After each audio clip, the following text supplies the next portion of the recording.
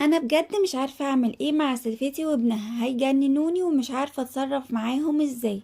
سلفتي بقى متعودة ان كل يوم تبعتلي ابنها على الساعة 12 بالليل كده علشان بقى يجيب لنا السحور انا وهي، واحنا متعودين نجيب السحور اليوم بيومه، يعني بقى الحاجة اللي هناكلها النهاردة نشتريها النهاردة. المهم بقى ان انا اديته الفلوس ان هو يجيب لي 3 بيضات وكمان فول وطعمية وعلبة جبنة وكمان بطاطس علشان احمرها بقى للسحور. لقيته جاي وبيقول لي بقى انا ما لقيتش بيض، رحت قلت له خلاص مش مهم. قال لي لا بس انا بقى اتصرفت.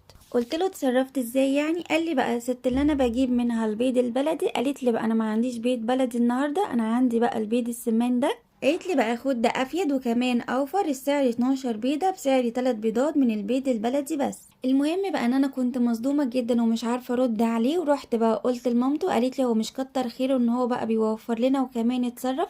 وانا الصراحه مش عارفه اقول لجوزي ايه.